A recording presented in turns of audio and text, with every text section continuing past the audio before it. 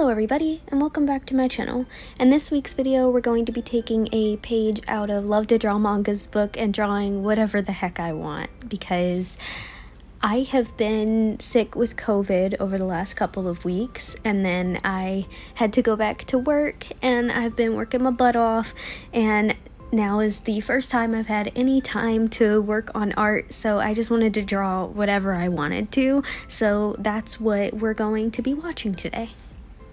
So the first thing we're going to be drawing is a character from Blood Plus. His name is Haji. I have taken up rewatching some childhood anime favorites of mine while I've been sick, and Blood Plus was one of them. I wasn't sure if it would hold up to the memory I had of it because I watched it pretty young, but I have been pleasantly surprised with how good it actually is. And if you enjoy kind of horror-esque anime, I would recommend.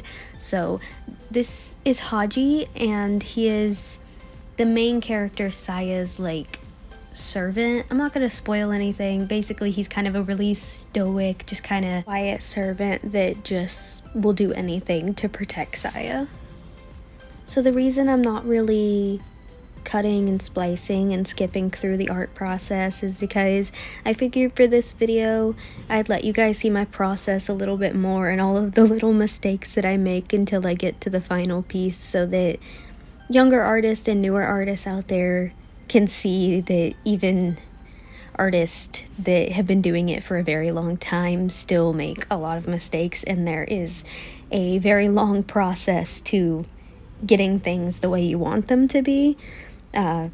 Artists do not show nearly as much of our process or our work that it really takes us sometimes to get that final good looking piece, but I'm by no means perfect, and I have been doing this for a long time, but I'm by no means like a professional high-end artist, so I figured you guys might want to see my process a little bit more than just skipping through to the most important parts.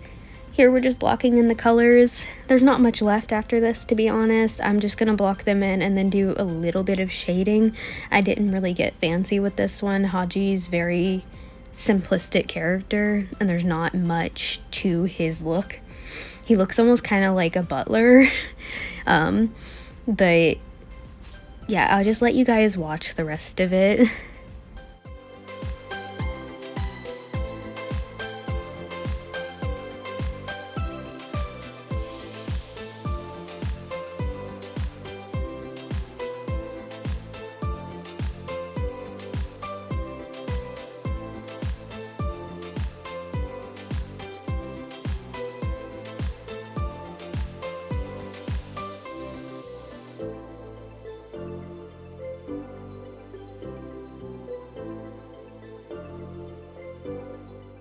Here is my finished Haji, and it's not great and there's not a lot to it, but I enjoyed drawing it, and that's all that matters when I'm drawing whatever I want. So this is my Borderlands 2 character Gage.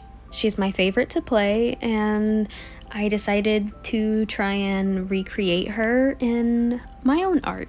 So I'm using a reference over here for the pose, and then I'm going to put Gage up on the screen for the clothes and hairstyle and such, so that I can just make sure I get everything right.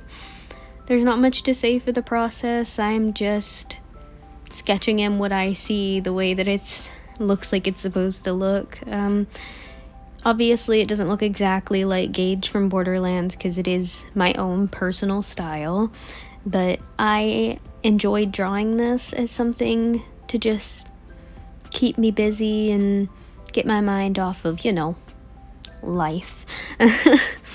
But I enjoyed drawing her. It was a lot of fun, so I hope you guys enjoy watching me draw her. I really like the way this turned out, so I'm going to once again let you guys watch a little bit on your own.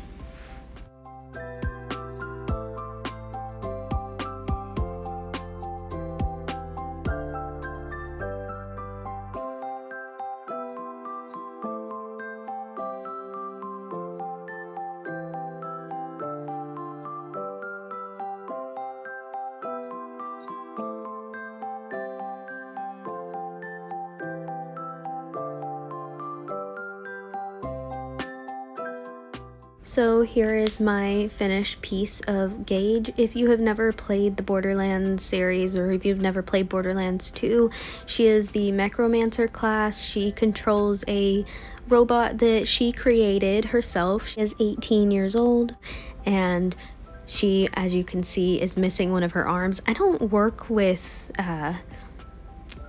mech-like parts or robot parts very often, so it was kind of fun to work with it a little bit. But if you do have Borderlands and you've never tried playing Gage, I recommend. She's a real fun one, and her character is extremely funny. So last up on my list is Feng Min from Dead by Daylight. She is my favorite character, and I main her pretty much constantly. I do play other characters, but I have put a lot of blood points into her and a lot of time into her, and she has the cutest outfits. So I was just attempting to try and kind of like paint a little bit. I do sketch first, but instead of like doing my normal process, I was trying to make it more painterly. I don't do that very often because I struggle with it a lot, but I use some little tips and tools I found over the internet. As you can see, the weird things I'm doing with the blush on her face to make her look a little more alive and give her depth. So I just followed some TikTok and YouTube tutorial type stuff, and it's not perfect, but I am quite pleased with the way that it turned out. I don't paint very often, so I'm pretty proud of it. There's not much to say for the process. I just kind of try to use shading and lighting to give her depth so that she doesn't need so much line work. Obviously, as you can see, I'm not very skilled or familiar with just like the painting process on digital art, but I am trying my best. And oh, as you can see, I'm adding a little bit of blood splatter here since, you know, Dead by Daylight horror. Oh, and I used that little TikTok art hack on her face that you just saw to try and give her more color and life. I'm going to go over the most important parts that need line art here and add some little hair strands, and then from there I'm going to do a background, and that's pretty much it. So I'll let you guys watch that.